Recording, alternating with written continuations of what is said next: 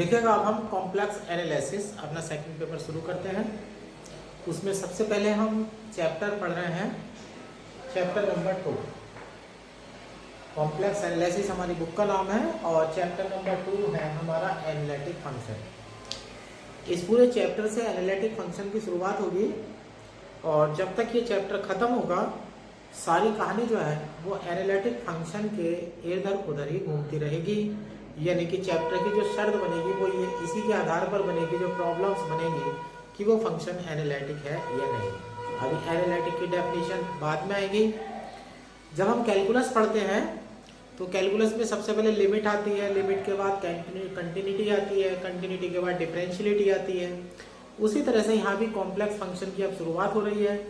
तो जिस तरह से हमारे रियल फंक्शंस की एनालिसिस होती है, रियल एनालिसिस, उसी तरह से हमारे कॉम्प्लेक्स फंक्शन की भी एनालिसिस होती है कि कॉम्प्लेक्स एनालिसिस। इस वाली बुक में आप कॉम्प्लेक्स फंक्शन का एनालिसिस ही जो है वो पढ़ने वाले हैं क्योंकि वो क्या क्या प्रॉपर्टी रखता है, किस तरह से उसकी डीलिंग होती है। लेकिन रियल फंक्शन में और कॉम्प्लेक्स फंक्शन में थोड़ा सा डिफरेंस होता है।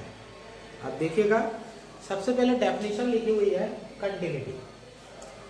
जैसे हम बात करते हैं कंटिन्यूटी एट ए पॉइंट की, कि जब किसी फंक्शन पर हम कंटिन्यूस फंक्शन देखने जा रहे होते हैं, किसी फंक्शन की कंटिन्यूटी किसी पॉइंट पर देखने जा रहे होते हैं, तो सिंपल और सीधे शब्दों में ये कहा जाता है,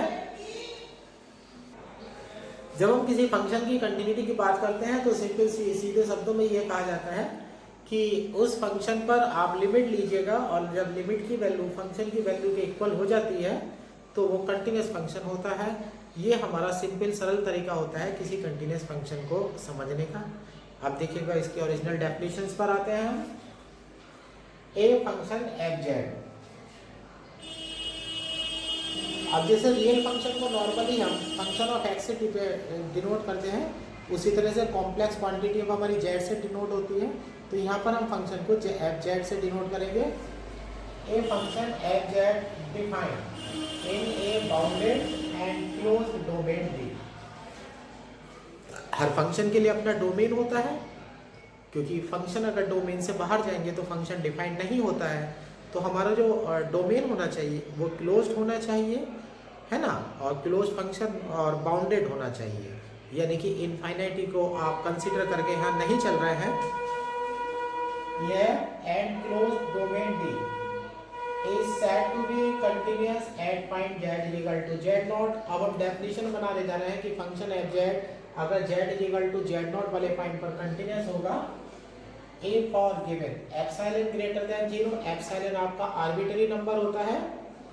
a for given epsilon greater than 0 we can find a positive number delta such that। यहाँ पर ध्यान दीजिएगा, अगर आपको कोई एप्सिलॉन आर्बिट्ररी नंबर कोई मिलता है तो उस पर डिपेंड करने वाला आपको एक पॉजिटिव नंबर डेल्टा इस तरह से ढूंढना होता है।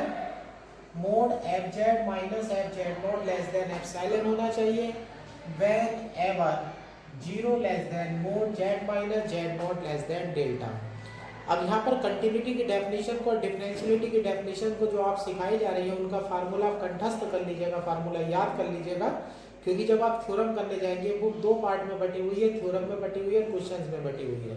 जब आप थ्योरम करने जाएंगे तो आपको बार बार जो है लिमिट की डेफिनेशन, कंटिन्यूटी की डेफिनेशन, डिफरेंशियलिटी की डेफिनेशन, इनकी बार बार जरूरत पड़ेगी। तो आपको ये डेफिनेशन जो है मुझे वाली याद होनी चाहिए।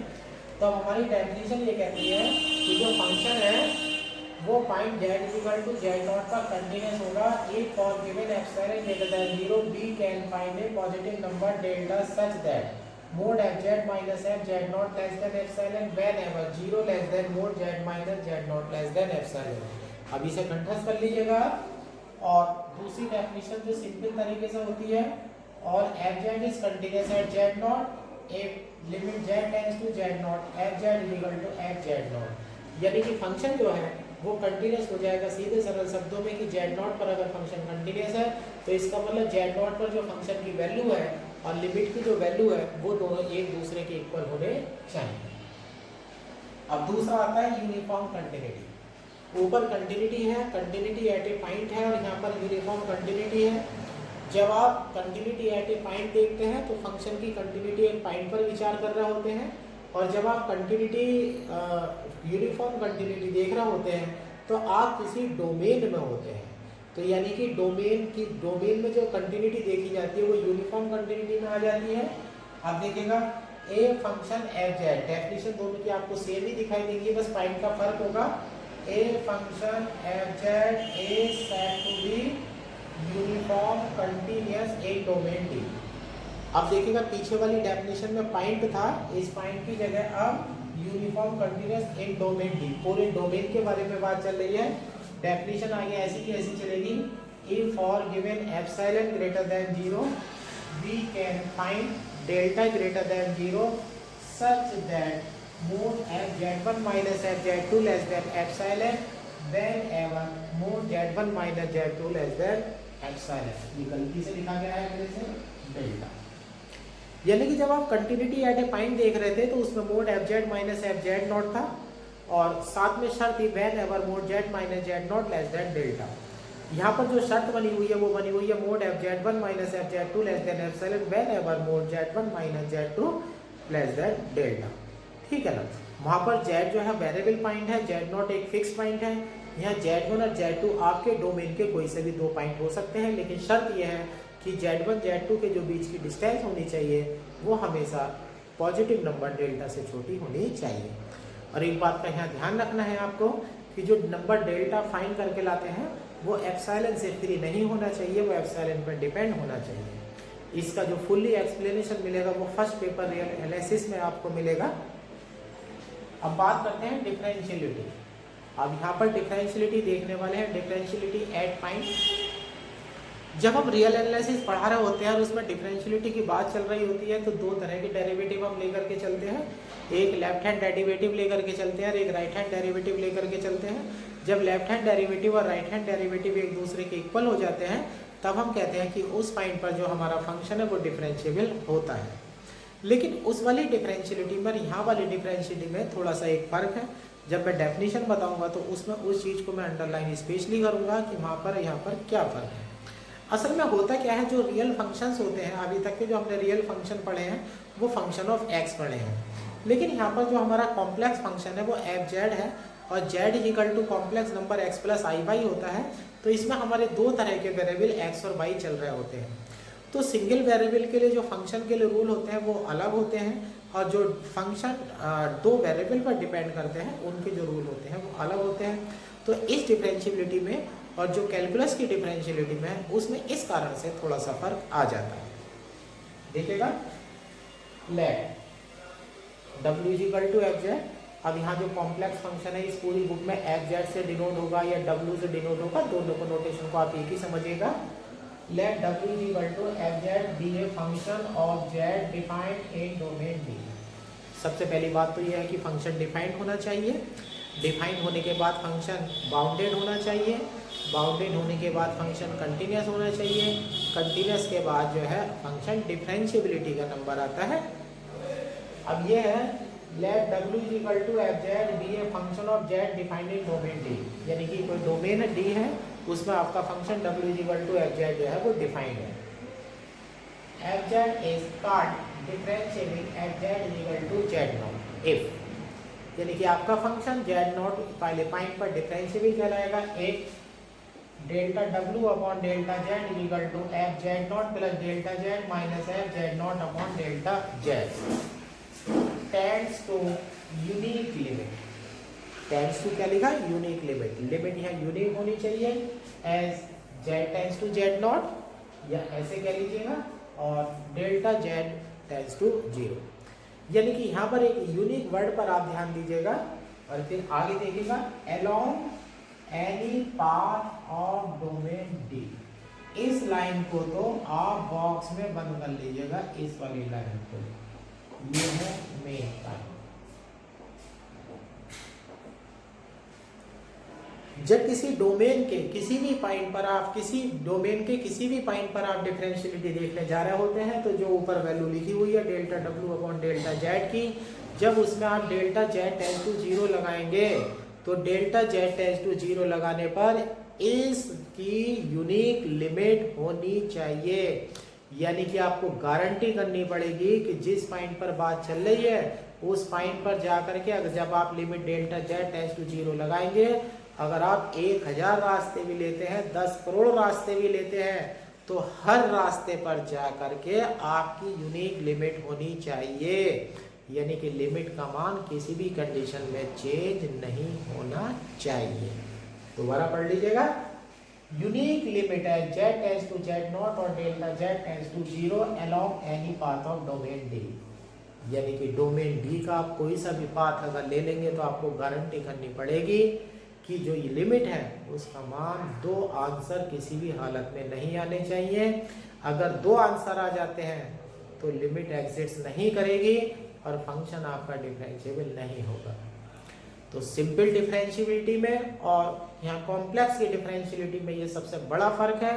कॉम्प्लेक्स में डिफरेंशिएबिलिटी तभी होगी जब सारे रास्तों पर जाकर के कोई भी रास्ता आप अपनी पसंद से अगर चुने, किसी भी रास्ते को ले जिसमें कि limit delta z tends to 0 satisfy हो रहा है, तो उसकी लिमिट जो है किसी भी कंडीशन में चेंज नहीं होनी चाहिए। Any path of domain D, this unique limit is called derivative of f z at z0, और ये जो लिमिट आती है ये z0 वाले पॉइंट पर फंक्शन का डेरिवेटिव कहलाता है एंड इज डिनोटेड बाय, अब सिंपल फार्मूला हो गया f dash z0 is equal to limit delta z tends to 0 function of z0 plus delta z minus function of z0 upon delta z। ये ध्यान रखिएगा, जो ये फार्मूला भी आपके सामने लिखा हुआ है ये फार्मूला आपके लिए नया नहीं है। जब आप बीएससी पार्टन में कैलकुलेशन, जब आप बीएससी पार्टन में कैलकुलस पढ़ रहे थे तो उस समय r f dash a का फार्मूला आप लिख रहे थे limit h tends to 0 function of a plus h minus function of a on h। इस तरह से आप राइट हैंड डेरिवेटिव का फार्मूला लिख रहे थे। ये राइट हैंड डेरिवेटिव का फार्मूला और ये वाला फार्मूला हमारे दोनों एक ही है। आप h की जगह, अब h की जगह थोड़ा सा डेल्टा z पढ़ लीजिएगा, a की जगह z पढ़ लीजिएगा, दूसरा वाला एक पॉइंट z0, a की जगह z0 पढ़ लीजिएगा, है ना। अब जब अगर आप इस वाले फार्मूले में a की जगह z0 पढ़ेंगे और h की जगह डेल्टा z पढ़ेंगे तो हमारा जो 12th क्लास वाला फार्मूला, सॉरी बीएससी पार्ट वाला फार्मूला है और ये बीएससी फाइनल वाला फार्मूला है, ये दोनों फार्मूले सेम हो जाएंगे। तो यानी कि जो आपको फार्मूला भी बताया गया है ये कोई फार्मूला स्पेशल नहीं है, बस इसमें नोटेशन थोड़ी सी चेंज हुई है। बीएससी पार्ट में जो राइट हैंड डेरिवेटिव का फार्मूला था उसको मॉडिफाइड करके हमने कॉम्प्लेक्स के फार्मूले में कन्वर्ट कर दिया है। इस तरह से आपको बताया गया कि ये फार्मूला जो है किस तरह से हमने बनाया है, तो यानी कि इनमें कोई चेंज ऐसा नहीं है। अब देखिएगा बात करते हैं एनालिटिक फंक्शन की। नई डेफिनेशन एनालिटिक फंक्शन है। एनालिटिक का मतलब सीधे सीधे आप डिफरेंशिएबल से लीजिएगा कि अगर फंक्शन एनालिटिक है तो वो डिफरेंशिएबल भी होगा, यानी कि जो फंक्शन एनालिटिक है वो डिफरेंशिएबल भी होगा। तो जो ये पूरा चैप्टर है वो एनालिटिक की जगह जो है मेनली जो है वो डिफरेंशिएबिलिटी में कन्वर्ट हो जाएगा, जैसे कि अभी डेफिनेशन में बताया गया है। ये a one valued function of z which is defined and differentiable at each point of domain D is said to be analytic or regular or holomorphic in that domain। यानी कि डेफिनेशन ये कहती है कि अगर आपके पास कोई डोमेन है, उस डोमेन के हर पॉइंट पर आपका कोई फंक्शन f z डिफरेंशिएबल है तो वो फंक्शन उस पूरे डोमेन में रेगुलर कहलाएगा। 3 नाम है इसके, एनालिटिक भी इसका नाम है, रेगुलर भी इसका नाम है और होलोमॉर्फिक भी इसका नाम है। तो यानी कि कहने का मतलब यह है अगर आपके पास कोई डोमेन है, उस डोमेन के हर पॉइंट पर आपका फंक्शन अगर डिफरेंशिएबल है तो वो जो है आपका एनालिटिक फंक्शन कहलाएगा। अगर आप सोचिएगा ऐसी बात पर कि आपके पास डोमेन में कुछ ऐसे पॉइंट भी हैं जहाँ पर फंक्शन एनालिटिक नहीं है, ऐसे स्थानों को, ऐसे जो पॉइंट होते हैं उन पॉइंट का नाम सिंगुलर पॉइंट होता है, जो कि नेक्स्ट डेफिनेशन है। यहाँ देखिएगा singular points, the points in the domain D at which f z is not differentiable are called singular points. यानी कि अगर आप किसी एनालिटिक फंक्शन को लेकर के चल रहे हैं तो एनालिटिक फंक्शन के लिए ऐसा भी हो सकता है किसी डोमेन में जब आप घूम रहे हो, किसी डोमेन के बारे में बात कर रहे हो तो बहुत सारे पॉइंट ऐसे भी हो सकते हैं या फाइनाइट नंबर ऑफ पॉइंट्स हो सकते हैं, 1 हो सकता है, 2 हो सकता है, जिन पर आपका फंक्शन डिफरेंशिएबल नहीं है यानी कि एनालिटिक नहीं है। तो ऐसे जो पॉइंट हैं वो हमारे सिंगुलर पॉइंट्स कहे जाते हैं। अब इसमें नीचे नोट लिख दिया है differentiable tends to continuous, tends to bounded, tends to defined. अब इस लाइन को याद रखिएगा आप। जो फंक्शन डिफरेंशिएबल होते हैं वो कंटिन्यूअस जरूर होंगे, जो कंटिन्यूअस होते हैं वो बाउंडेड जरूर होते हैं अपने डोमेन में, और जो बाउंडेड होते हैं वो डिफाइंड जरूर होते हैं। ठीक है ना, तो ये बात ध्यान रखिएगा। जो डिफरेंशिएबल फंक्शन है वो कंटिन्यूअस जरूर होगा, जो कंटिन्यूअस फंक्शन है वो अपने डोमेन में बाउंडेड जरूर होगा, और जो बाउंडेड फंक्शन है वो आपका डिफाइंड जरूर होगा। ठीक है, अब आगे को चैप्टर बढ़ाते हैं।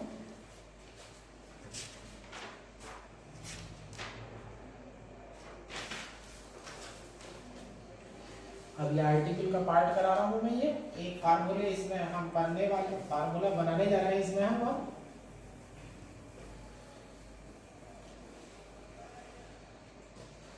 यह हमारा 2.13 का ए पार्ट है, necessary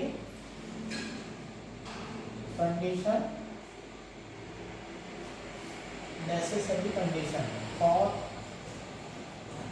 F to be analytic. ये हमारा सबसे पहला आर्टिकल है necessary condition for F to be analytic. यानी कि जो हमारा नेसेसरी कंडीशन है वो एफ के लिए कि वो एनालिटिक होगा, तो वो क्या होगा। ये वाला जो पार्ट है नेसेसरी कंडीशन वाला, अब इसमें दो कंडीशन हम पढ़ेंगे, नेसेसरी कंडीशन और सफिशिएंट कंडीशन। इनमें से नेसेसरी कंडीशन सिंपल है, सफिशिएंट कंडीशन जो है वो थोड़ी सी भारी होगी, वो नेक्स्ट वीडियो में बताई जाएगी। अभी नेसेसरी कंडीशन के बारे में बात करते हैं। अब हम ये बात करने वाले हैं एनालिटिक के फंक्शन के लिए कि नेसेसरी कंडीशन क्या होगी कि फंक्शन एफ एनालिटिक हो। इससे यहाँ से रिजल्ट से हमारी दो इक्वेशन प्राप्त होगी। वो इक्वेशन कॉशी-राइमन कंडीशन के नाम से जानी जाती हैं। अब यहाँ पर फंक्शन को हम एनालिटिक लेकर के चल रहे हैं। एनालिटिक फंक्शन वो होता है जो फंक्शन हर पॉइंट पर डिफरेंशिएबल हो, अपने डोमेन के हर पॉइंट पर डिफरेंशिएबल हो। अगर फंक्शन डिफरेंशिएबल है तो अभी डिफरेंशिएबल की फंक्शन में हमें ये बताया गया था, हमने ये समझाया था कि आपके डोमेन का अगर कोई सा भी पाथ हो, यहाँ विशेष रूप से ध्यान रखिएगा कि आपके डोमेन का अगर कोई सा भी पाथ है तो डेल्टा जेड अपॉन डेल्टा डब्ल्यू अपॉन डेल्टा जेड की जो वैल्यू है limit delta z tends to 0 पर वो यूनिक होनी चाहिए। आर्टिकल को डेराइव करने के लिए हम डेल्टा डब्ल्यू अपॉन डेल्टा जेड की दो वैल्यू लेकर के आएंगे। एक अलोंग रियल एक्सिस जाएंगे, एक्स एक्सिस में जाएंगे, एक अलोंग इमेजिनरी एक्सिस यानी कि वाई एक्सिस में जाएंगे। एक्स एक्सिस से वैल्यू निकाल करके लाएंगे, वाई एक्सिस से वैल्यू निकाल करके लाएंगे। फिर हम डेफिनेशन यूज करेंगे कि हमारा फंक्शन डिफरेंशिएबल है, और फंक्शन अगर डिफरेंशिएबल है तो इस लिमिट की वैल्यू यूनिक होनी चाहिए। तो दोनों वैल्यू जो हमारी आई होंगी उन दोनों वैल्यू को हम इक्वल रख देंगे। इक्वल रखने के बाद हम रियल पार्ट और इमेजिनरी पार्ट की कंपेयर करेंगे। तो उसका कंपेयर करने के बाद हमारे पास दो रिजल्ट प्राप्त होंगे। उन रिजल्ट को हम कॉशी-राइमन कंडीशन के नाम से जानते हैं। तो किसी भी फंक्शन एफ जेड के एनालिटिक होने के लिए कॉशी-राइमन कंडीशन का होना बहुत जरूरी होगा। यानी कि अगर कोई फंक्शन एनालिटिक है तो वो कॉशी-राइमन कंडीशन को अवश्य ही सेटिस्फाई करेगा। आइए अब इसका प्रूफ देखते हैं। Let W is equal to f z is equal to u plus i b. ये ध्यान रखिएगा, ये यहाँ पर ध्यान रखिएगा, जैसे आप z is equal to x plus i y आज तक रिप्रेजेंट करते आए हैं, उसी तरह से जब function complex function w is equal to f z represent करेंगे तो इसकी नोटेशन पूरी बुक में ऐसे समझना, u x comma y plus i v x comma y. यानी कि जो फंक्शन z होता है आपका, सॉरी जो वेरिएबल z होता है उसका रियल पार्ट x होता है, इमेजिनरी पार्ट y होता है। जब आप कॉम्प्लेक्स पढ़ रहे होंगे तो उसके पूरी बुक में जो हम नोटेशन यूज करेंगे तो उसका फंक्शन एफ जेड का जो रियल पार्ट होगा वो u होगा और जो इमेजिनरी पार्ट होगा वो v होगा। ये ध्यान रखना है।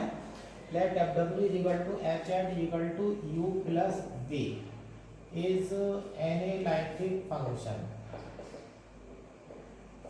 is analytic function, so it is differentiable function।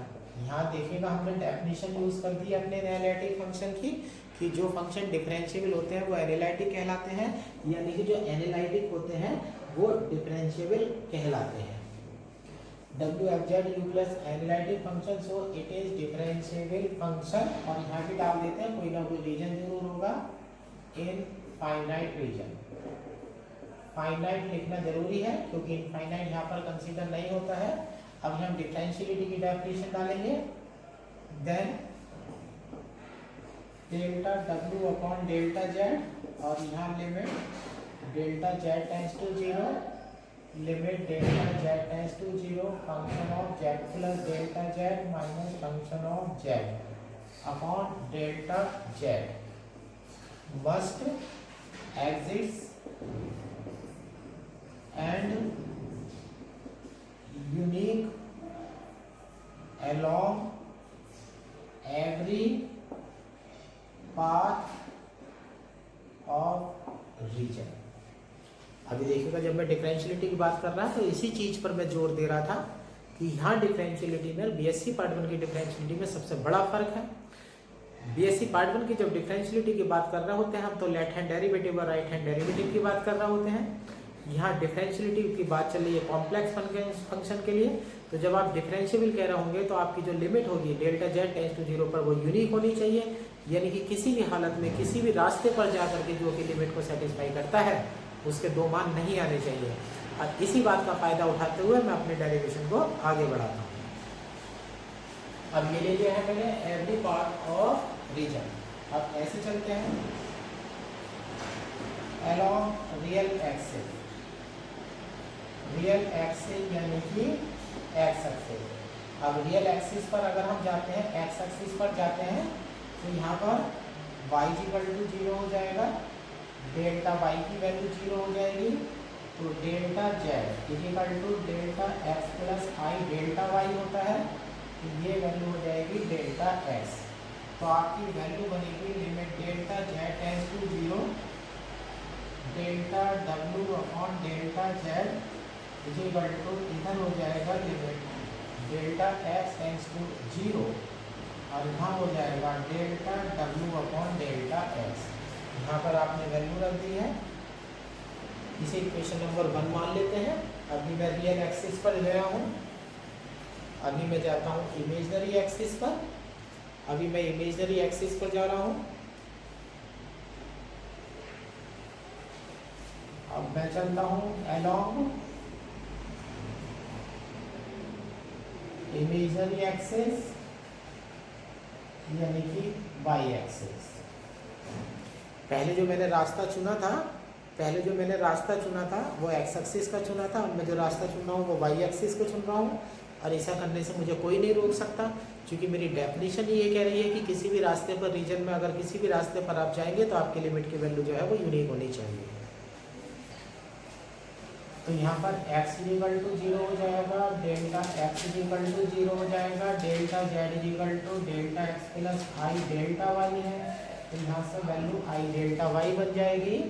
तो हमारी लिमिट बनेगी limit delta z tends to 0 delta w upon delta z equal to limit delta y tends to 0 और delta w upon i delta y।